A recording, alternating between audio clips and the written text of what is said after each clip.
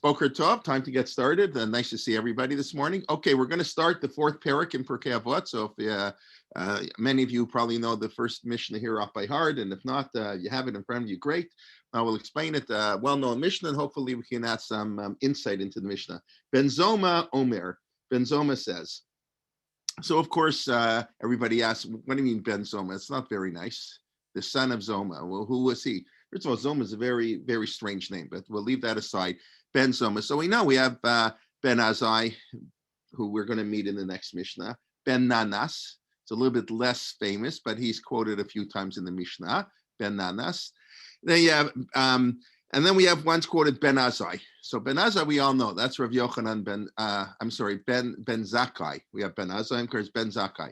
So Ben Zakkai, whose first name was Yochanan, is quoted in the Mishnah in Sanhedrin that when there would be a capital case, the Mishnah, in theory, the Torah says you get a death penalty for many sins of the Torah. But we all know in practice it was very rarely done. A debate in the Mishnah, 7 years, Rabbi Akiva said never. It was on the books, but we never ever would apply it. And Rav Shimon Gamliel said, no, that's not a good policy. You have to apply it. You need a deterrent factor. But whatever that is, so the Mishnah has all these rules, and then one of the things is, so you don't have to ask what color shirt he was wearing. There's 7 questions you have to ask, and where was it, when was it, what time, etc. But you don't have to ask if he was under an oak tree or a willow tree, or he was wearing a blue shirt or a white shirt. But if you do ask the witnesses that, and they contradict each other, then you have to throw out the whole case. So if one witness says he's wearing a blue shirt and one says he's wearing a white shirt, case over. You can't convict. That's what the Mishnah says. So the Mishnah says Ben Zakkai would check ba'ukse te'enim. He would check to know the figs, the size of the figs. He was looking to get a contradiction. That's very nice. But why is he called Ben Zakkai? So the commentaries basically explain Ben is before you get smicha, before a person is ordained. He's his father's son. It's very interesting. Often, a lot of people know, and we have this by Ben Azai, but I don't think we have it by the others if they're not married. So we know Ben Azai, as we'll see, did not get married. So, okay, when a person's not married, they're their parents' child. That's how they're known. But the commentaries really say before they had smicha, before they were ordained, so they were known as their parents' child. So Ben Zakkai, the Mishnah tells us that 40 years before the destruction of the temple, like in the year 30, the court disbanded. It was, craziness. If you can't do justice for all, then don't do any justice. There was too much corruption, so they decided to disband the Sanhedrin instead of getting, every 8th person who was deserving a court case, and the 7th and the 8th they let go. So they just disbanded. So probably this happened when Ben Zakkai was very young. And that's why he's known as Ben Zakkai, because Rav Yochanan Ben Zakkai, when the temple is destroyed, is the leading rabbi. Anyway, the Mishnah begins Ben Zoma, the child. In a certain sense, there's a nice idea. We know that in the laws of honoring parents, you're always supposed to give credit to your parents. So let's say you ask somebody for a favor. Someone knows, I'm the son of so-and-so. Now, today, that doesn't sound so good. Sounds like nepotism in a sense, but there is a notion that whatever credit we have, whatever positive things we have to attribute to our parents. Whether it's fully true, partially true, doesn't even really matter. It's always more true than we think it is, but we have to give credit to our parents. Anyway, so Ben Zoma says, now who is Ben Zoma? Why did he not get smicha? And why didn't he get smicha? They didn't like him. He failed. That's very unlikely. So we know Ben Zoma, we're talking now the period of Yavne. This is the flourishing of the Mishnah. This is Rav Elazar Ben Azariah and Rav Gamliel and Rabbi Akiva, all our favorite rabbis of the Mishnah. And Ben Azai and Ben Zoma, they are part of this group. And the Mishnah says they're part of the Arba Shenichnesu Lepardes. There were 4 rabbis who went to study Pardes. Pardes means a garden. It's also the acronym they say for Pshat, Remesh, Drush, Vesod, the different methodologies that we approach a biblical text, the contextual meaning, the Pshat, the Drush, reading between the lines, the deeper meaning, Remez, the hints, the acronym, they put their first name, Shlomo Alkabet, the Remez, and Sod. And I don't know, Kabbalistic, deeper meanings. It's much more than Drush. It's not for everybody. So famously, the Gemara says 3 of the 4, it messed up their life. Ben Azai, Ben Zoma, and Acher, Rav Elisha ben Avuya. The only one who managed to survive intact was Rabbi Akiva. So these were 4 sages who wanted to, explore the secrets of the universe, who God was, etc. And it doesn't work. I actually find it quite fascinating because we're going to learn, as we all know, Ezuhu hachacham halomed mikol adam, who's wise, who learns from everybody. So while the Ben Zoma is saying you can learn from everybody, the Gemara is telling you, yes, you can learn from everybody, but you can't learn everything. There's certain things we can't learn. And Pardes, he went beyond what he was capable of doing. And he died. So he died young, and he didn't get smicha. So he's known Ben Zoma. Okay, beseder.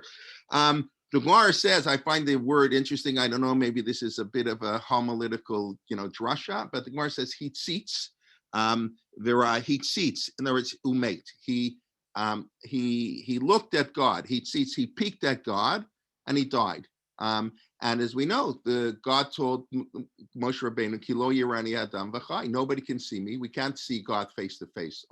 Moshe, whatever that means, because on the one hand, the Torah says, Moshe, you can't see me. You can only see my back. And then the Torah tells us that Moshe spoke to God panim el panim. So it's a little bit of a contradiction there.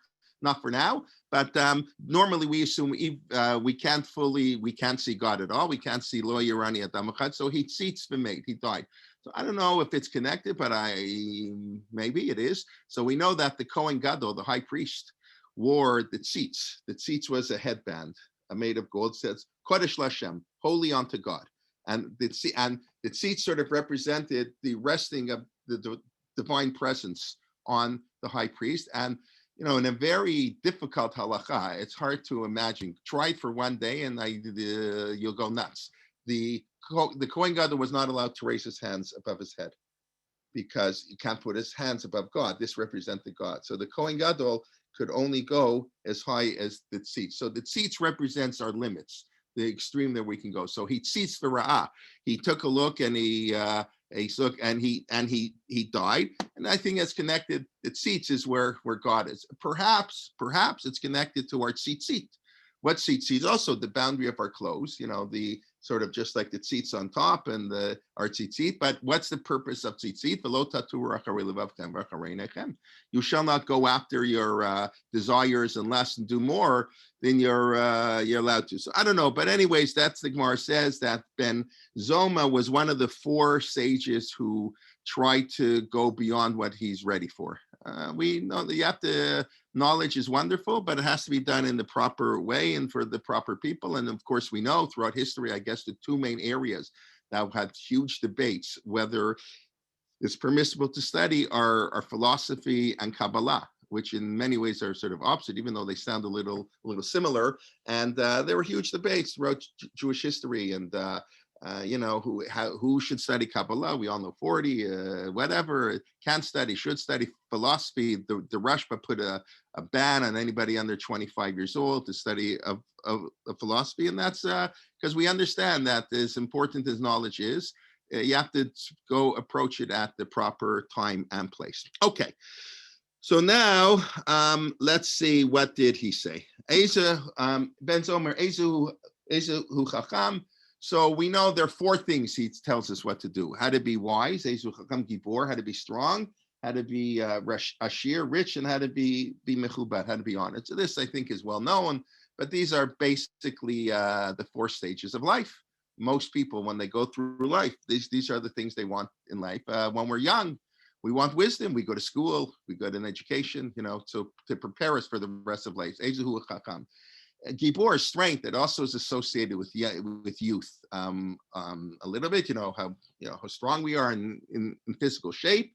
And then, of course, wealth. As we enter into middle age, we start worrying about money. When we're young, we don't worry about money. We ask our parents, but as, we develop to grow our own family, so wealth becomes a very concern for people. And then as we get older, money becomes less important, and honor. People begin to realize they can't take their money with them, but a good name. So they either buy honor, or they do other things. So these are the stages in life that a person seeks, and therefore Ben Zoma is telling us what's the way to to get these things. They're all sort of you'll notice.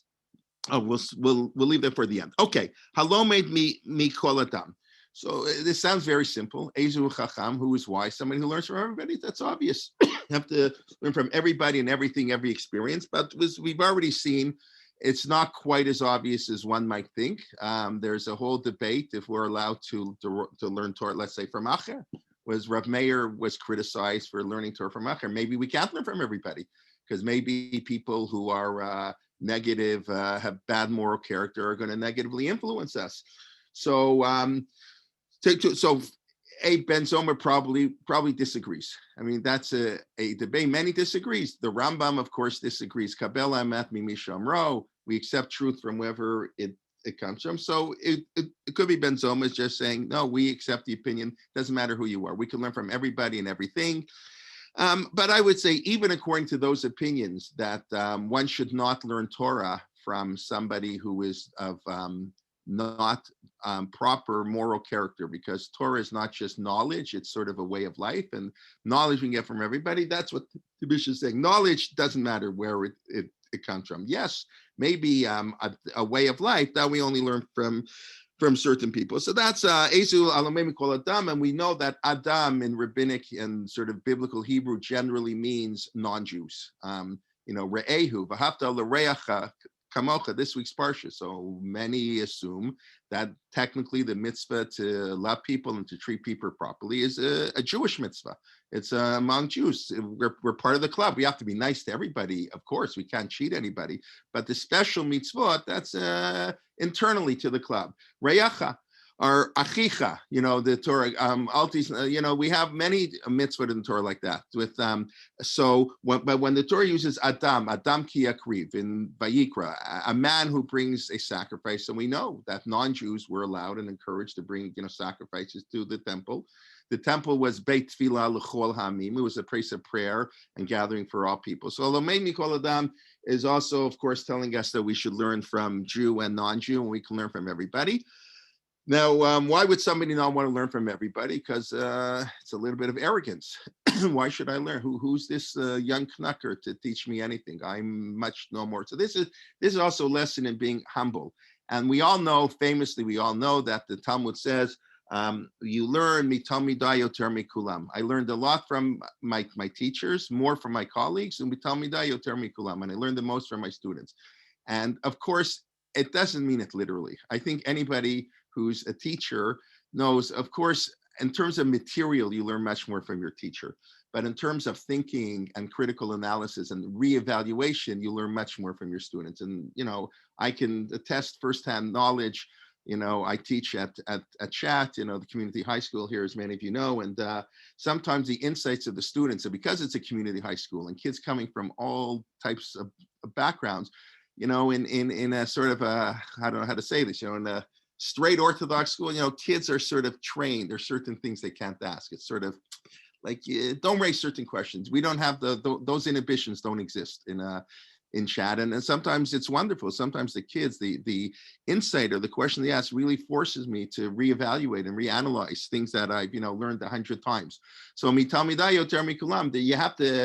can't be so arrogant that I can't learn from other people. And the Gemara gives the example, Torah is compared like Aish, Aish Torah, the fire of Torah, because a small little flame, a little nothing can ignite a big fire. So Talmud says a little student can ignite the great Torah scholar. We can learn the most from our insights of other people. The Gemara takes it a step further. And I guess, I don't know if the first time I heard this Gemara, but I know the Gemara is, maybe it is, Ravar Lichtenstein wrote an article many, many years ago. I may have referred to it once before. Is there a morality and ethic beyond halacha? In other words, can you say that the Torah has a sort of ethical framework, but we can do better?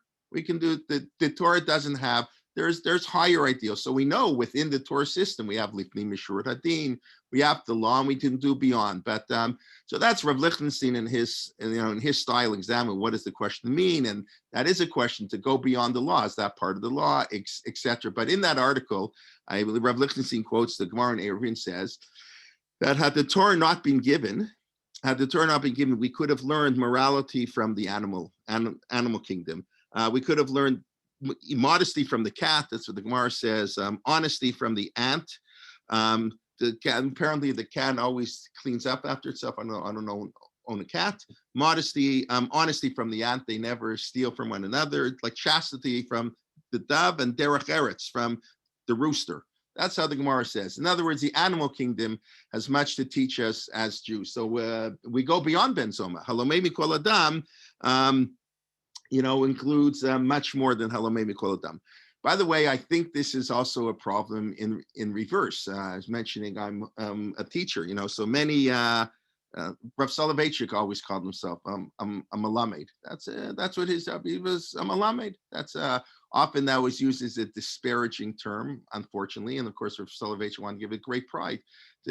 So we all know, but people, they much prefer to teach in a high school than in an elementary school. And I guess they prefer to teach in university and, the higher education. You want to teach people on a higher level. I don't waste my time on a grade 4 student. What do they know? So on a certain level, of course, there's something to that somebody, these great European Talmidei Chachamim who came after the war, survived the war, and it's very difficult. We didn't appreciate it as wild kids. Somebody who knew Shas inside out, backwards and forwards, teaching me in grade 5 in Associated.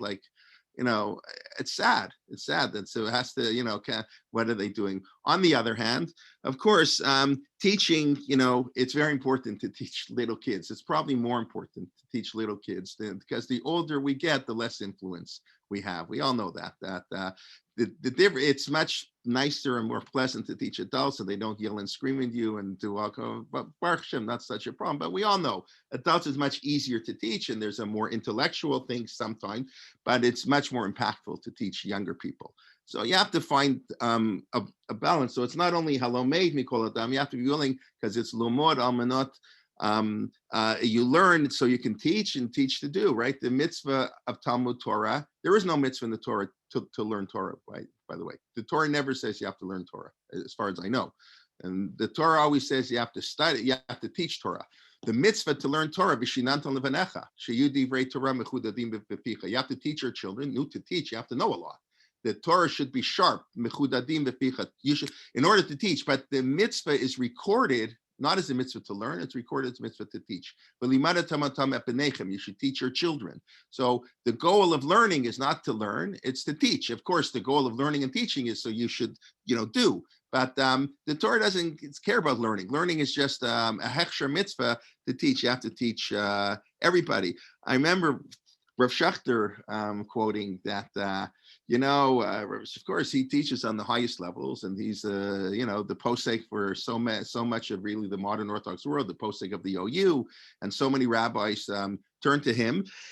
And I remember him saying, in Shir, and I mentioned I was in a Shir before he was, famous for 4 years in the 80s, before he was well known. He's what he knows is unbelievable. But he would say sometimes.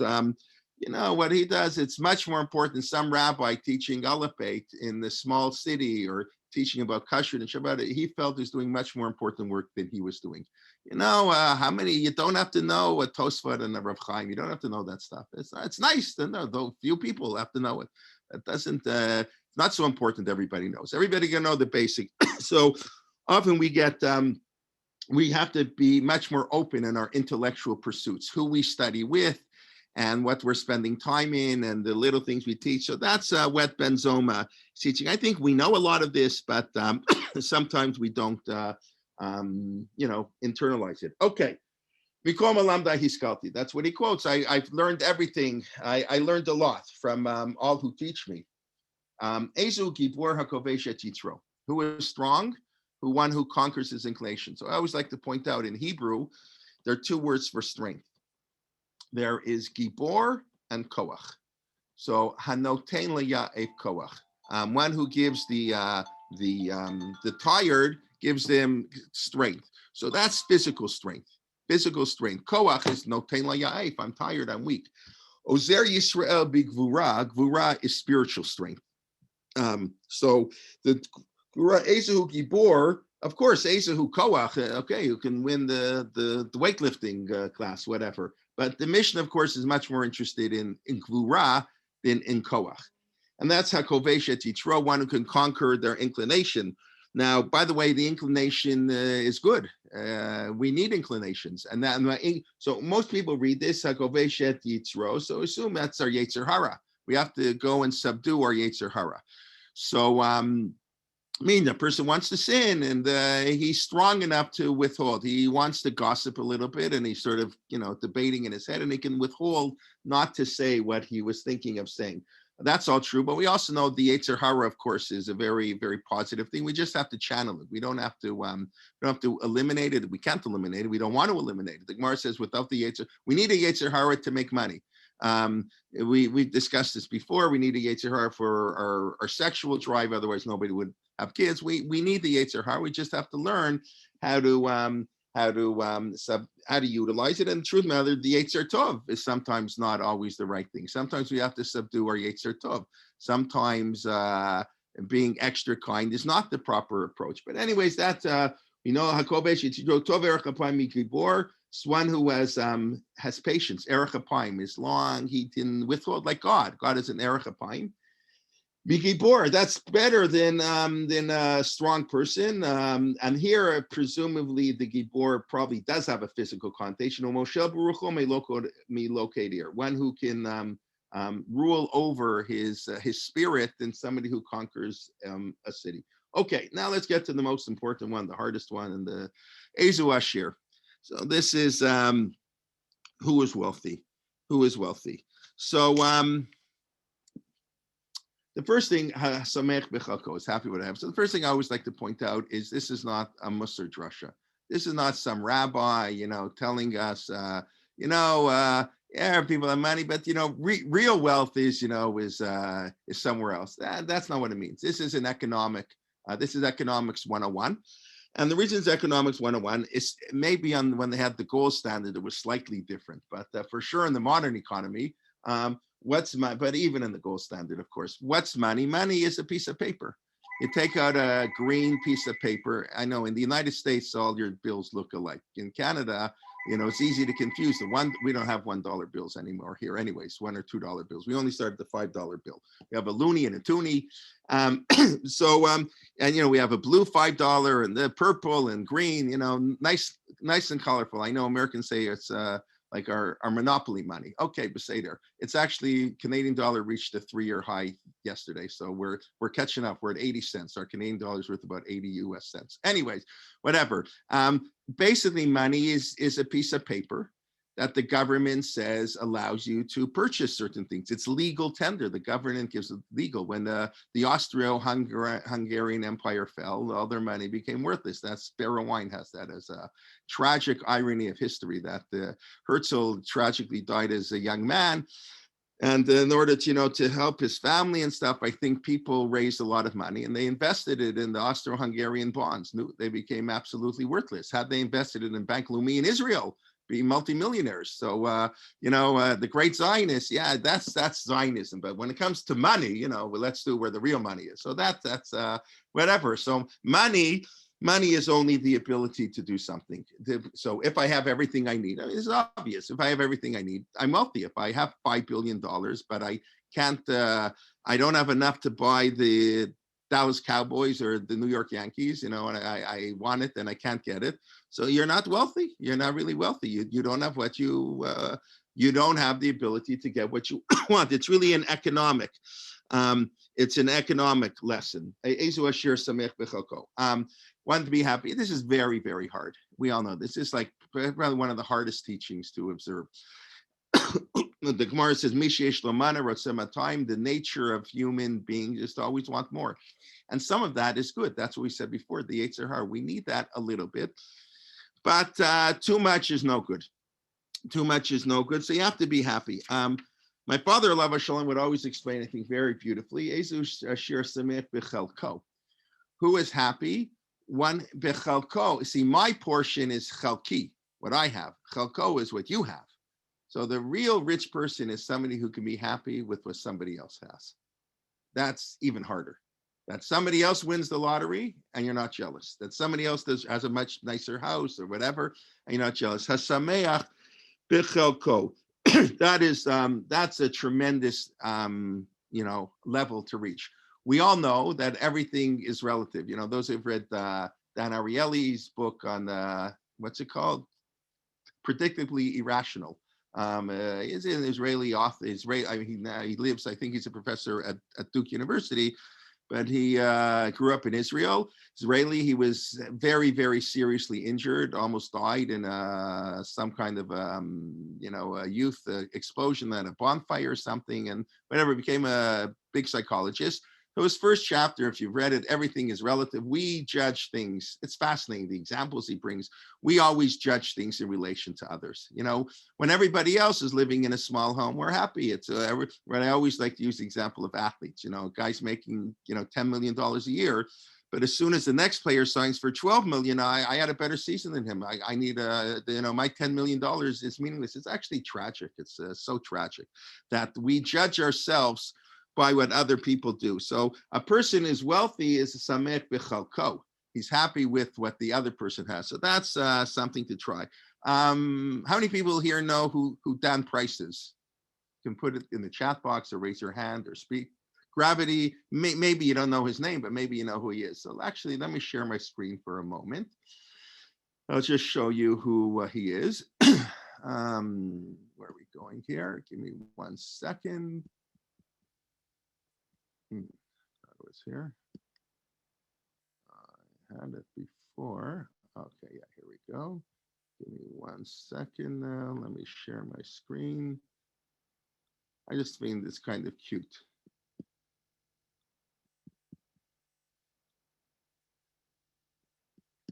So this is Dan Price. You can see the picture. He needs a haircut, maybe. It depends who you ask. Okay. So Dan Price is the CEO of this company. What's it called? They say Gravity Payments. Introduced a $70,000 minimum salary for all the staff of 120. And personally took a pay cut of $1 million. 5 years later, he's still on the salary, whole article. So Dan Price is, he read, I believe it's based on Kahneman's book. Dan Kahneman, who I've mentioned, I think he's phenomenal. Dan Kahneman, the Israeli psychologist, now won the Nobel Prize, professor emeritus at Princeton University. He, I think, developed a lot of the psychological testing for the Israeli army. He was a young psychologist. He was in Europe during the war as a young kid. He was born in Israel, I think, then went and, he taught at Hebrew U, and he wrote the book Thinking Fast and Slow. And one of the papers he wrote, we all know this, that wealthy people are not happier. Wealth doesn't bring happiness. So he did a research paper, and he showed that, I guess for the typical American, once you're earning 70,000, I think it was 75. The article there's like 70, but it doesn't really matter. Once you're earning $70,000 or $75,000, there's no increase in happiness, no matter how much money you have. In other words, the assumption is $70,000, you have your basic needs. That's not talking about kids who are pending into day schools. That's a whole different, calculation. So he read this study that Kahneman showed that there's no increase in happiness. So he has this company. So he decided he's going to give everybody a $70,000, salary. And the secretary who was making, 25 or 30, and remember, in the United States, minimum wage is like $8 an hour in some states. So he gave everybody in the company who was earning 70,000, under 70, an automatic raise to $70,000. Knew he had to pay for it. So he was making a million, I guess over $1 million. So he cut his salary from $1 million to $70,000. And that's what he did. And that's what he's still doing. So it's a whole article. Fascinating. He said, why shouldn't everybody be happy, be the equal happy? I'm not going to be happier anyways to make money if I have extra money. Sometimes mar ben nechasi, mar ben daga. Sometimes the more money you have, the worse off, the less happy you are. Very tragically, his brother sued him. Because his brother was a partner in the company. Why should I pay the secretary $70,000? I can get one for $25,000. So anyways, that's, I just think, it's always nice to see these wonderful examples of people doing things. And I don't think there's no obligation to do that, whatever. It's really something quite special, which is, I guess, why it's written up in the newspaper, what he did. Anyways, now, so that's Ezu Ashir Hasamech Bechalko, one who can be happy with what he has and doesn't want more. And that's a challenge that can keep us busy the rest of our life. And then the Gemara quotes the pasuk, the Mishnah, Yegiya kapecha ki tochel ashrecha b'tov lach. Yagia kapecha, the sweat of our brow, or what we've gained from our work. Ki tochal, I eat. Ashrecha, we bless it and it's good for you. So this verse actually, if you think about it, puts a new twist on what it means. Yagia kapecha ki tochal v'tovlach. The Gemara uses this as an idea that the Gemara says a person who earns his own way, like he works for a living, and he sustains himself, he supports himself. He's greater than a Yirei Shamayim. It's like an amazing statement. He's greater than somebody who fears heaven, because it says Ashrecha, blessed v'tovlach, and it's good for you. And when the pasuk describes someone who fears God, it says Ashrei ish yirei Hashem. Blessed is the person who fears God. It doesn't say blessed and it's good for the person who fears God. So the tovlach, it's better. It's not only better for you, and the Gemara is sort of interpreting the tovlach, it's better for society. You're a better person. One who works for a living is on a higher level than one, even though he's much less God-fearing. The Gemara doesn't say anything. Maybe he's not God-fearing at all. I don't know. Gemara doesn't say. Just says one who can benefit from what he makes. That's greater than one who's a Yirei Shamayim. So it sounds like, what does it mean? Ezu asher samech b'chalko. B'chalko doesn't just mean with what you have. You know, your parents left you a big inheritance. You're happy, whatever. It means the person who's happy from what he himself earned. It's not just enough to have enough money. In other words, the earning should come from you. Hasamech b'chalko, what he did, yakia kapecha ki tochal, the work, the sweat of his brow that he did to produce work. I don't have to tell that can mean any job, but I assume, not that they necessarily quoted the Mishnah, but I'm sure many of them did know it. The early settlers, the early Zionists, kibbutzim, the whole idea, yakia kapecha sounds like, like manual labor, blue collar work, what do we call it in English? Working on a kibbutz, and that was the kibbutz ideology, that you could be, it's sort of, these great, you can have a PhD, but you got to get up at 4 a.m. and milk the cows, and the old kibbutzim. So yagia kapecha, not just what you earn like today as in the law office or in the banking, whatever, but the kapecha, your hands, the labor of your hands, kitochal. So the happiness, it's the money. It's not just you should be happy with what you have, even the source. In other words, we always look ezu asher, whatever you had should be happy with. Don't always look for more, etc. But it also, the verse they quote gives the implication that we should get the money on our own. We shouldn't, we don't want handouts. So matanot yichya. The pasuk says, one who hates gifts will live. It's an important lesson sometimes for all of us. Now, by the way, when I was talking before in Samech Bechalko, be happy with somebody else. So that exactly is the meaning in this week's parsha, the most important pasuk in the Chumash, according to Rabbi Akiva. V'ahavta l'reacha kamocha. To love your neighbor as yourself. So that's a very difficult verse. It's a difficult verse. A, it's impossible, and B, it isn't true. What I mean is, let's start. It isn't true. What I mean, it's not true. So take Rabbi Akiva. Now, why do we take Rabbi Akiva? Because it's Rabbi Akiva who said Zekla Gadol Torah. Rabbi Akiva claims that V'ahavta l'reacha kamocha is the most important verse in the Torah. Rashi already tells us that Kedoshim is the most important parsha in the Torah. Daber b'nei Israel, Kedoshim to you. What did it say? Right, everybody gathers all together, right? Rav Gufei Torah Teluyim Ba. This parsha, the majority of the essence of the Torah is dependent on this parsha. Don't take revenge, don't bad advice. All the famous ethical mitzvot are in this parsha in Kedoshim. That's Rabbi Akiva. No, we all know. Rabbi Akiva says two people are in the desert. There's one canteen of water, and they don't know exactly, but the assumption is if two people drink, they'll both die. If one person drinks, he should live. So Ben Petura, we never hear of him, like Ben Petura. Who was Ben Petura? Ben Petura says they split it. How can you take more than your friend? How can you take more than your friend? And what does Rabbi Akiva say? No. You come first. You live, and then your brother. Whoa. What happened to V'ahavta l'reacha kamocha? What happened there? So it's a nice idea, but clearly it's not halachically true. It's the same Rabbi Akiva. The same Rabbi says this is the most important verse in the Torah. It tells you that when when push comes to shove, my life comes first. Yeah, it's true you can't kill somebody innocently to save their life, but I don't have to save his life before I save my life. I can for sure save my life before I save his life. We also know it just is impossible. What do you mean? Who are we kidding? It's impossible to love. We love ourselves. We don't love other people the same way we love ourselves, except for our children. But it's impossible. So all the commentaries explain. That's why it doesn't say reach haKamocha. It says lireach haKamocha. It's all the commentaries. The pasuk, like so much of the Torah. The Torah doesn't mean it literally. The Torah is sort of putting a heavenly ideal. Remember, we've often explained the written Torah is the divine perspective. The oral law is how the Torah, the divine perspective, is translated into a realistic world. That's why it's the people who defy the oral law. We tell God, Torah's not in heaven. God, you stay out of this. So the Torah, the oral law tells us how to live. The Torah presents you should die, that we were talking about before. This sin die, yeah, on the divine perspective. But in the real world, that doesn't work.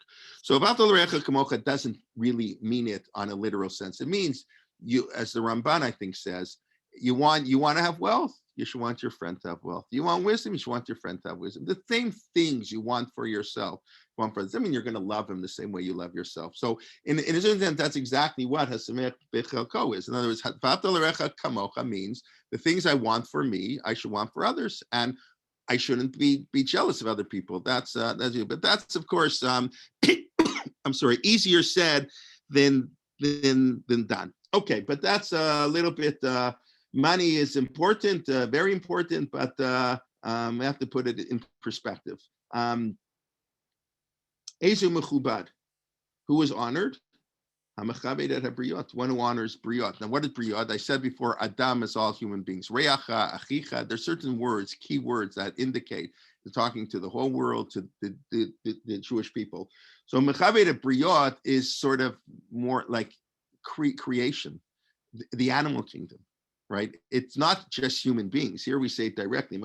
All that which is created, trees and grass and birds and right. And we all know that the way we treat nature often reflects how we treat human beings. That's what the Torah says, ki adam eitz hasadeh, right? The Torah says we are trees. We mentioned that last week, that a person whose actions are, whose fear of heaven is greater than his actions, like a tree rooted that can't be can't blow away. But if his actions are greater than his sort of fear of God, then the tree will blow away. We have the image, the imagery of a tree is very, very strong, but the imagery of the tree also reflects how we relate to nature, right? And that's what the famous Midrash, that one of the reasons man was created at the end was if man sins, that you're a nobody. Look, everybody was created before you. They're even better than you are. So one who can honor and respect and see glory in all of nature and all of God's creation, that who's honored. So that's also, these things are well known, but so we all mentioned the Mesilat Yesharim always says, the Mesilat Yesharim, the great work of Musar, of Moshe Chaim Luzzatto, says that the most obvious things is what you have to say. He says, no, he's going to have nothing new in his book. His book is going to have, sorry, I'm trying to hang up, but they keep calling back. There's nothing new in his book, nothing novel. And I'm just going to repeat the important thing, because we all know that. That's why we daven the same way. The rabbi has to talk about the same things on Yom Kippur, because that's human nature. The more you say, that's all the propagandists know that. The more you repeat something, the more people believe it. So that's what he said. I mentioned the Vilna Gaon said that was the biggest chiddush, the biggest insight. He said there's nothing new. What are you talking about? The whole book is new, right? You can say the same thing that's new, that's old. Everybody knows how to talk, but you can say it in a new way. Anyway, just one last point on the Mishnah. Notice something that they all have in common: wisdom, strength, wealth, and honor are generally things that are beyond our control, right? How smart you are is whatever IQ you got, right? We know we all went to school with some brilliant kid and can whiz by, and we're not blessed with such wisdom. Strength, well, that depends how your muscle build, how you work with. Some people are not, you don't make it to any sports league. Yes, they work hard, but if they're not naturally given physical, great specimens, you're not going to become a professional athlete. Wealth, it's a little bit harder to see, but we know it. Wealth is, like the pandemic has really showed it. Wealth is not in our control. The luck of the draw. I always say that's why the Torah is so many mitzvot and money. And there's for every person who's wealthy, who's a multimillionaire, there are 10 people at least who are just as smart, who work just as hard. And whenever they just didn't, it didn't work. They didn't have the luck of the draw, the right timing in the place. Something happened, some international trade deal, and wow, they could make millions, or something happens and their business is kaput through no fault of your own. Wealth, so much of our wealth is not dependent on us. So we call it luck and call the whole thing, we call it God. That God, that's what the Gemara says. It's very hard for us to recognize that God determines on Rosh Hashanah how wealthy we're going to be. We say this all the time, right? That's what the Gemara says. On Rosh Hashanah, God determines how much wealth we're going to have. That's why Nasata v'natata be'emunah. The first question God asked us at 120, Nasata v'natata, where your business dealing is done be'emunah. Emunah is a strange word, faithfully. Because how we act in business shows that we believe in God. A person who cheats in business is an atheist. We're all a little atheist. Most people are a little bit atheist. It's hard to believe in God all the time. But to believe in God means to act on it, right? Same thing when I believe in God. So if you truly believe that God controls our wealth, the wealth is not in our hand, then what's the point of, by cheating, you're trying to outsmart God. So wealth is not up to us. Yes, all of these things, we could work on it, but fundamentally, so much of life is out of our control. And of course, honor is out of our control. Who's going to honor and who's going to, give us honor? And of course, what Ben Zoma is saying, he's putting this all into our hands. These are the way to achieve these attributes by things we can do. We're not dependent on other people. Wisdom, it doesn't matter how smart you are, IQ, it matters, are you always learning? Are you halomed is, of course, in the present tense. Gibor has nothing to do with your physical strength, it has to do with our moral character that we can work on. Wealth, nothing to do with how much money you have, it's has to do with your attitude towards money. And honor has nothing to do with what other people are going to tell you, it has to do how you treat everything else. So I think it's a beautiful way. What Ben Zoma is saying is those things that are really not in our control, that we can't do, we really can. There are ways to true wisdom and true wealth, etc. is like this. Okay, I think we can move on unless anybody has any questions. Maybe I'll take a quick look. Avodah peirov yeshbo sipuk. Okay, Tova, yes, you get satisfaction from your work. Ayef avodah, right. By the way, avodah, right, so there's a difference, between avodah and milacha, right? On Shabbat, we're allowed to work. Avodah is not, I can climb the CN Tower all day on Shabbat. Maybe it's not nice, it's not right, but it's milacha, it's creativity that I cannot do. We do distinguish.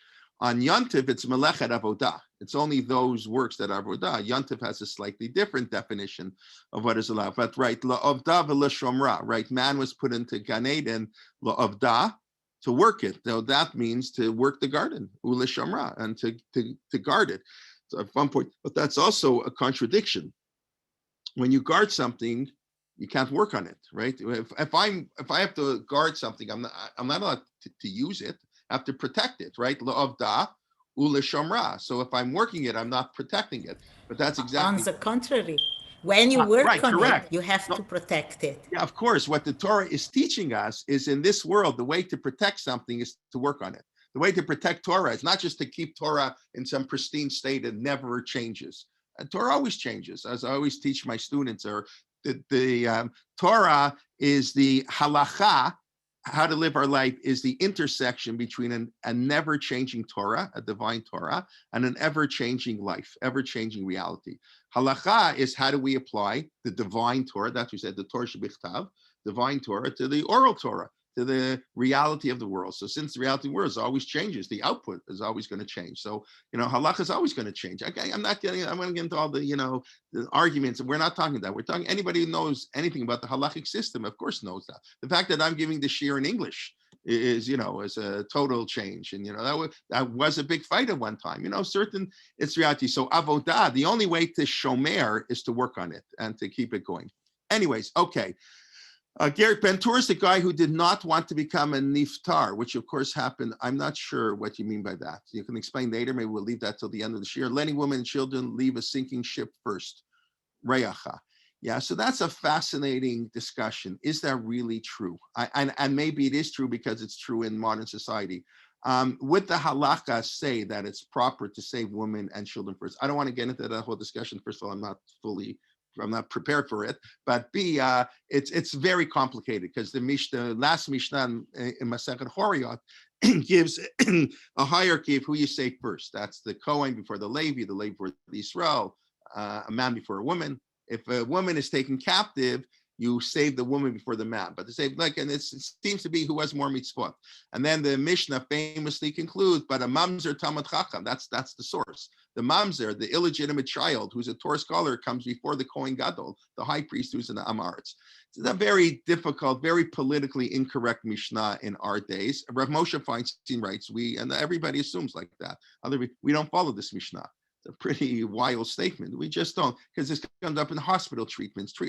They're talking now, Rahman al-Islam, we hope it doesn't get there, that in Ontario, they may have to do a lottery on who can they treat. Our hospitals are overwhelmed. Those people know, of course, in Toronto, and they don't have enough beds in intensive care. They can't treat everybody. They don't have enough staff. They just don't have. So they're saying that maybe they're just going to do a lottery, who they're going to try to save, which lives they're going to. It's like unbelievable. But so the Mishnah lays out, you can't save everybody. You save. We would be very not right. Rav Moshe says you save the first person who comes. So it's very. It would. I would think. Don't quote me on this, but just throwing out an idea. The concept of saving women and children first does not really have any. I'm not saying it's forbidden necessarily, but it doesn't have any basis in halakha, as I would understand it. I don't think so. Maybe we have to take into account from questions like this. Maybe we have to take into account how society sees it. I don't know. That's for another time. Okay, let's go to Mishnah Beit. Ben Azai, Omer, having read the mitzvah, kala kevechamur, run to a light mitzvah and to a heavy mitzvah. Borech min aveira. Okay, well, I don't know how far we'll get in this. We for sure won't finish. I don't think we'll finish the Mishnah. Okay, so of course Ben Azai, we talked a little bit Ben. So Ben Azai was his other partner in the four people. One of his partners in Arba Nichnasu the Pardes. Four people were touring Nichnasu, trying to esoteric knowledge that was beyond them. Lo made me call Adam, but not lo made everything. And Ben Azai, he was Mekakel. It messed him up too. And of course, Ben Azai is most famous, I think, because he didn't want to get married. And I think, I forget now, I forgot to look it up, when he quotes something about getting married, I think about the halachas of how many children you have to get married, or a discussion. So they told him, na doresh ve'eno na mekayim. It's very nice. You explain things very well. It would be nice if you actually followed what it says in the Torah, right? Torah is not about teaching Torah; it's about following the Torah, not just teaching. So you're teaching us what I do, but like Mr. Ben Azai, like it's about time you got married already. And Ben Azai said, "You're right.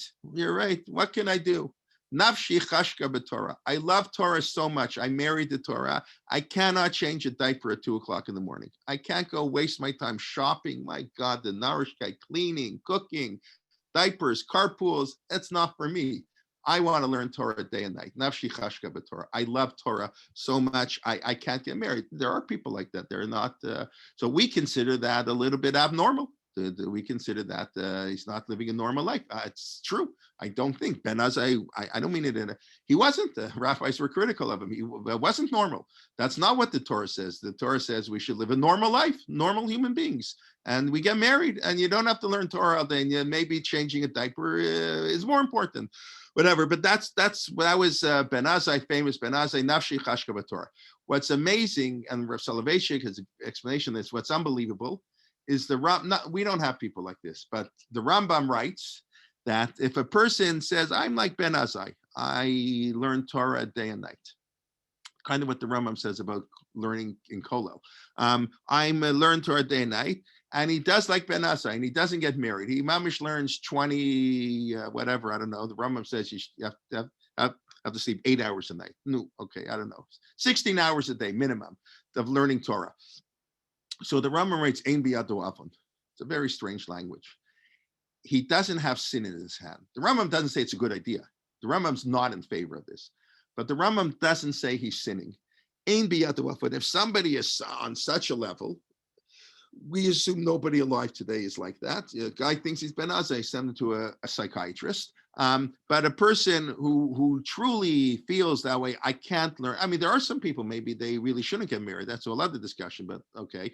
Ben Azai said, Nafshi chash ein biyad do'avan. So Rav Soloveitchik explained, it's kind of what we explained. Vishinantam lefanecha, elu talmidecha. You should teach your children. Who are your children? Your students are your children. It's not the only purpose, right? But clearly one of the main purposes of having children is to pass our tradition down from generation to generation. As a matter of fact, where's the mitzvah to have children written in the Torah? I'm sure you asked 100 people on the street, so 99 of them will tell you it's Pru'aru, the first mitzvah in the Torah. So it's sort of true, but as the Rambam famously says, that wouldn't count. Had the Torah not repeated anything written before Matan Torah doesn't count unless the Torah repeats it. So we had last week's parsha, Isha ki tazriya v'yalda zachar u'b'yom hashmini yemol basar olato. So the Torah there talks about Pru'aru, having children, and having a brit milah u'b'yom hashmini, on the 8th day. And the Gemara says the 8th day, even on Shabbat. What about Avram? Don't I know Brit Milah from Avram Avinu and Yitzchak? Yeah, I know that. But it wouldn't have been, according to the Rambam anyways, it wouldn't have been binding had the Torah not repeated the mitzvah of Pru'aru again, and Brit of Milah again. Now, what happened here? There seems to have been a fundamental change in the nature of the mitzvah. Again, it's not either or. There's a little bit of both. The original mitzvah of Pru'aru, remember, there are no Jews in the world. God presumably didn't plan to create Jews. Well, whatever, we won't go there now. He created man. All of man all of man is created in his image. All of man should follow in God's path. The purpose of Pru'aru is mil'u et ha'aretz v'chivshuha, fill the land and conquer it. That's the purpose of Pru'aru, to settle the earth. As the Ramban explains, to build highways. He doesn't use the word highways, bridges, and mine gold, like to take nature and harness nature for man's purpose, to create cures for diseases. Pru'art milu aretz v'chivshua. At Matan Torah, the mitzvah of Pru'aru underwent a transformation. The mitzvah of Pru'aru is no longer just to conquer the world. The mitzvah of Pru'aru is to teach Torah to our children, to pass Torah on to our children. There's the Pru'aru before Matan Torah and the Pru'aru after Matan Torah. And after Matan Torah, the focus, and that's a uniquely Jewish mitzvah. Pru'aru kivshuat aretz is the whole world. That's Jew and non-Jew. Pru'aru after Matan Torah, that's a Jewish unique mitzvah to pass on Torah. So if that's what Pru'aru is, so a person who spends his entire life teaching Torah, Vishinantam levanecha, teach your children, these are your students, they have a partial fulfillment of Pru'aru. So it's true the Torah would prefer us, okay, that's a nice drush, it's a nice, thing, and it's true, but ein mikra yotzei midei pshuto. The Torah also has to have the meaning of what it says. Like you can't only have the extra level of meaning. The extra level of meaning is nice, but the base level of meaning you need. So of course you have to have real children, biological, if you can. Not everybody's blessed with children. That's what Yeshayahu says. We read it at the most beautiful Torah of the year. Read it on the fast days. How does the pasuk go? L'sarisim, I can't remember the verse now. Somebody's put the post in Yeshayahu. Komar Shemasarisim Asher Yishmeru et Shabtotai, and I will give them. They should keep Shabbos and support Torah, and I'll give them a Yad Vashem. And that's of course the origin of Yad Vashem in Israel. I don't know if everybody knows that, right? I will give those people who can't have children, and Tov mi banim u'mi banot, Yeshayahu says, greater. I mean, that's okay, a comforting words. Greater than having children, I will give them a name, Tov mi banim, a Yad Vashem. So that's why the Holocaust memorial is called Yad Vashem. The people couldn't have children, were killed. But they should have, unfortunately, not everybody is blessed with children. The Chamalivitz, who I've mentioned, wasn't blessed with children. Lubavitcher Rebbe, Chazonish, so many of the great Torah, the Satmar Rebbe. It's amazing, actually, how many of the great Torah builders of the 20th century didn't have any children. I don't know what God was doing here exactly, but it's an amazing thing. God blessed us with some of the greatest leaders in hundreds of years, and to produce great communities after the war. We needed these great leaders, but Some of them had no children. It's like, I don't know. Anyways, but okay, God doesn't bless you with children. But that's so there are other things you do. But ideally, if one should fulfill the mitzvah properly, literally, or biologically, and perform the mitzvah in its deeper sense. So that's what the Rambam said. Aim biyad wafan. So a person, I don't want to get married. He could get married. He could have children. I don't want to. It's not for me. Okay, so if you're really like that, okay, so you're not sinning. It's not a great thing. Anyways, that's Ben Azai. That's a little bit. That's a fascinating thing. The Rambam has a similar idea. Rav Lichtenstein commented on it. The Rambam, of course, he contradicts himself on in so many places. Of course, he's not really he's following. What do we do in the Torah? The Torah is a book of contradictions. We say every single day. Those who daven get the shul early enough, or say every single day. There are 2 verses. The Torah is on purpose, full of contradiction, because life is full of contradiction. We have to. This is here. This is there. So the Rambam is full of contradictions. So so Rav Chaim, we come up with answers. This applies here. This applies there. So the Rambam in Hilchot Talmud Torah says a person who learns in Kollel, it's a pretty frightening Rambam if you're learning in Kollel. If you're not learning in Kollel, okay. Rambam says a person who takes money, remember, Yagia Kapecha Ki Tochal. So the Rambam goes much further. That's not just a nice thing. Like you're forbidden to take money for learning Torah. The Rambam refused taking money. He's the one. Rambam absolutely forbidden. It's like the worst thing in the world. And the Rambam says you lose your share in the world to come. I don't make this up. Whatever, maybe if you have time later, I can show you the actual source inside. The Rambam says a person who takes money for studying Torah loses his share in the world to come. And then the Rambam writes, somebody the Shevet Levi, they were dedicated to the service. You need civil servants, religious leaders, fine. They were dedicated. So that's their role. They had to give in support. They had to give in truma and masrot because they don't work for a living. They teach and they run the temple and the civil servant. So the Rambam writes, Shevet Levi, like we were talking, like children. It's not only biological. Anybody could be a member of Shevet Levi. Somebody who loves Torah so much, and the Rambam uses the term kol ba'ei olam, meaning even non-Jews, apparently, because the Rambam goes philosophical imprint, and anybody who seeks God can learn Torah all day and be a member of this tribe of Levi. Rav Lichtenstein said you have to look yourself in the mirror. Do you think this? Have you ever watched a television show in your life? Have you ever, read a newspaper? Have you ever schmoozed with your friends? Then this is not for you. Shevet Levi is not for you to be a volunteer member. Anyways, but that's Ben Azai, the one who put everything in, and we don't consider. And Taka, he died young.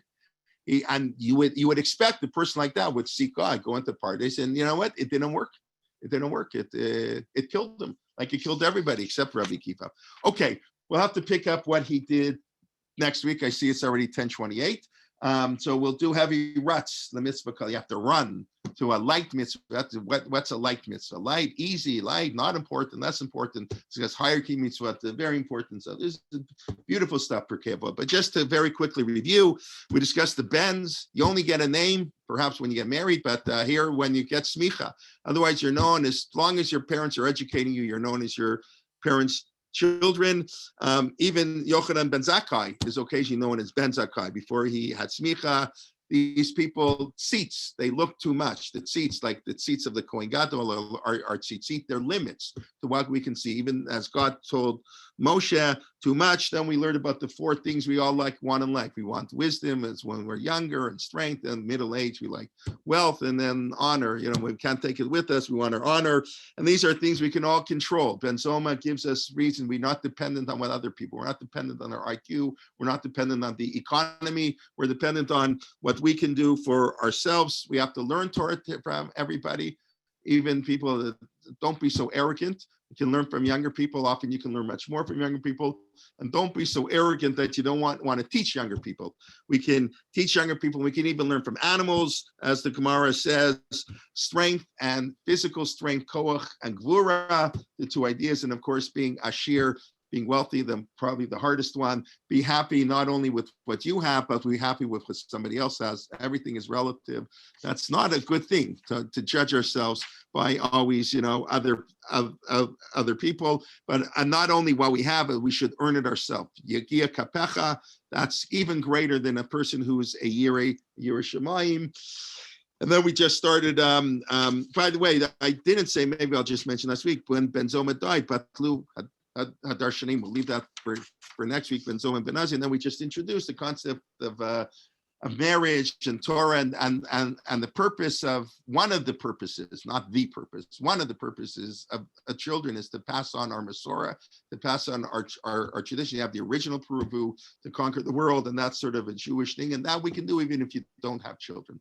A Yad Vashem, and you can teach Torah and not any sinners. Okay, we can stop here. Let's see any questions. Gita Nasha repeated. Yeah, so that's Judith. I was thinking of that. I don't have an answer to that question. The Rambam writes this on the Mishnah in Gita Nasha. The Mishnah in Chulin talks about the mitzvah of Gita Nasha. That's where it's written. Chulin is about kosher animals, right? There's Kochim and Chulin. So you have Yizvachim and Nachot, and then we talk on Chulin, the animals we want to eat. So I think it's the seventh, I think in the seventh parak there, the Mishnah talks about Gita Nasha. So it's on that Mishnah that the Rambam tells us that the mitzvah of Gita Nasha is not because Yaakov Avinu had a fight with the angel. But I'm going to look it up again, but I don't think he quotes the source. We know B'yom Hashmini Yimol Basarto, so I don't know where the source of Gita Nasha is after Matan Torah, and I'm not sure that everybody agrees with this Rambam. It's often quoted, but it could be not everybody agrees. I'm not sure. That's something, I don't know. I'll try to look into that, but thank you for that. I don't know what Tova's saying, but we don't like fighting. That's I'm referring to. Okay. Any other questions, comments, or criticisms? Always, that's the best, most important. Or suggestions, happy to hear. Otherwise, we want to wish everybody a Shabbat Shalom. Next week, please God, the 12 more Shiurim beginning Sunday morning at 10 a.m. Daniel Feldman, Halachot Bein Adam L'Chavero, which is this week's Parsha, of course. Kedoshim, Menachem Leibtag on Shavuot, leading up to Shavuot and Matan Torah, and Ari Shvat on Monday morning on religious Zionism, different views. He's actually quite fascinating. This is our first time teacher, as is Ilana Goldstein teaching Megillat Rut, and as is Ora Wiskin teaching on Chassidut. Those two are on Tuesday. Sure, you have the whole schedule. Take a look. And all right, everybody, be well. Be well. Okay, Shabbat Shalom. Shabbat Shalom. Okay, Shabbat Shalom. Okay, thank you. Thank you very much. Shabbat Shalom. Okay, thank you. Thank you for coming. Okay, all the best. Have a wonderful day. Rabbi, can I ask a question now, or should I? Of course. I said anybody can ask. Yeah. Okay. Look, no, Talmud Torah, Keneged Kulam. What's pshat on Talmud Torah? Teaching or learning? I would say it's both. I would really say it's teaching. I really say it's the grammatical thing, Talmud, the Lamed or the Lord. Of course, in order to teach, you have to listen. You have to. What's the goal of learning if you're not going to share? Kind of like our money, like that I know something. Well, so what if you know something? Now I have to learn. I want to become a great posai, So obviously you have to sit and learn, and like anything, you have to do. You're doing research in a university, So how much does a teacher in a university teach? A researcher. But we understand the goal of his research is to have practical benefit. For a person to sit and learn and not share that knowledge, it's wasted. It's not up. That's why halachically there's a fascinating discussion on copyright issues. Let's say Nechama Leibowitz wouldn't allow us to tape her shiurim. I think it's one of the great tragedies that we don't have, as far as I know, we have no tapes of her shiurim. One of the greatest teachers in the 20th century, and we don't have anything she had because she refused. Rav Soloveitchik, everything's on tape. We don't have access to all of them, but hundreds and tapes and everything. And today everything's recorded. And the Nechama Leibowitz told us, Bahar Sinai lo hayu tape recorders. They didn't. That was how we tape. Bahar Sinai, there were no tape recorders. And her point was, and she's not wrong about it. It's different going to a shiur with the teacher in the room and sort of in the car, I'm cleaning up and half asleep, I'm listening. It's real Torah, but yeah, I have to teach. But the purpose of learning is to teach. Well, there's no purpose just to know Torah. Like, who cares if you know Torah? So I was going to say, the question is, would somebody be allowed to, against her rules, to defy her and tape it? So, because it's not her Torah. That was the big fights in the Middle Ages on the Ramah, the printing of the Rambam, a whole sugya there. I'm not holding there now, but a whole fights on about reprinting and who owns Torah, who owns copyright. But if a rabbi writes something and he says, I don't want this to be disseminated, it's not his Torah necessarily. Torah belongs to Klal Yisrael. So it's yes, the mitzvah of learning is not, you have to learn to teach, but the mitzvah is to share your Torah. Okay, thank you. Teaching is the greatest thing. Yeah, I think that's an issue we have today. People just want to learn on their own. I mean, of course, and yes, when you teach kids in high school, I teach in chat, I don't learn, like obviously if I stayed at home and instead of teaching, I learned 2 blood of Gemara, I would gain more technical knowledge. But my perspective on learning is sometimes much more greatly enhanced by teaching. And of course, when you have to teach, but believe me, I've learned Pirkei Avot here. I sit here with my notes, I sit down, especially on Zoom. If it says, I can't. So you have to prepare in a certain way that, when I'm learning, I wouldn't prepare this. When you're teaching it, you have to formulate your thoughts. You have to make sure they make sense. So teaching is the greatest way to learn. Yes, that was a long answer, but I hope I answered your question. Thank you. Yes, it's essentially teaching and learning is like a hechsher mitzvah, so to say. Right. Learning is a hechsher mitzvah. Yeah. Till lomod al manot lasot. Right. And then even teaching it. So we should do even when what's the purpose of knowledge if we don't put it into practical use? Yes, thank you. And another comment, if I may. Look, that's love you as much as. It's very difficult if somebody else, a colleague of mine, gets an honor that I think I really deserved more. I should be happy for his sake. Right. It's hard. It's hard. We're human beings. This isn't easy, right? When I say, I throw out that same belief in God is hard. It is hard. Yeah, we can. I believe, but what does it mean to believe in God? It means you believe God is watching you. So how can anybody ever cheat? How can we ever sin? Okay, but we're human beings. No, they're sinning. There's a guy cheats. Well, okay, that's fine. But if your whole business is set up like as a corrupt business, then you're an atheist. I don't care. You're an atheist, and whatever. It's we have very frum atheists today. Yes. Some. I mean, but we're human beings. But of course, it's very hard. I mean, I think the two hardest are ashir and kavod. Halom mikol adam is not so hard. People can see that. To be happy with what we have, whoever has 100 wants 200. We know how true that is. So hard. And honor, we kill for honor. People. I mean, that's the funny thing. We give away money to get honor. I mean, so many people. I don't think that's a bad thing even. Like we know that's a machloket. The Ramah paskins, when you give a lot of tzedakah, I don't know if it seems like you're obligated, maybe too strong a word. You should have your name on the building. Because the Mechaber Paskins, Rabbi Yosef Gar writes, so you give tzedakah, you give privately, everybody knows that. Don't show off. And the rest said, who are we kidding here? Well, the goal of giving tzedakah is to want to encourage other people. No one person can give all the money. How do you encourage other people? By giving honor. People love honor by putting names. So the Ramah writes, when you put your name on the building, more people are going to give money. I've told this story many times on the Schottenstein Talmud. The art scroll went to another. Somebody told me, I don't know. I'm not going to mention which name, but I was told art scroll went to a famous philanthropic family, and the family turned them down. They weren't interested in whatever. People, believe me, they don't give to everything. Even multi-billionaires can't even, give to everything. And they turned them down. And then they went to Schottenstein, and Schottenstein gave whatever he gave. And this first family was kicking themselves in their pants. The whole world knows about Schottenstein, the Schottenstein Talmud. You go to Daf Yomi, we're going to Schottenstein. Jay Schottenstein sits on the dais with all the Gedolei Torah because, okay, that's fine. I'm not saying he's not worthy. And I said, what idiots, for $2 million, we could have gotten all this honor. I don't think that's normal. That's how, so the Ramah says, the next time they're asked for something, they'll probably say yes, because that's what people want. So the Ramah says, you should have your name. So I don't know if it's obligatory because we know. I'm not going to mention names, but I can think here in Toronto, there are certain families that are well known for not publicizing what they give. And sometimes families don't want to publicize because they don't want everybody bothering them. If all of a sudden sees, I never saw that. Oh, you must have a lot of money. Then, every charity in the world comes knocking on your door. People don't want that. So it's a complicated, but again, always the halacha is balancing the ideal and the real. In an ideal world, you give tzedakah not for honor, but we're not. I don't even know that we have to strive for that all the time. Like some things it's okay to be human. Like you don't have to feel bad. You don't have to feel bad that you have your name on a bill. Halavai, I should have my name on a building. Whatever. Whatever. I try to be hasamech b'chalko. That's Baruch Hashem. People who can do that have a wonderful life.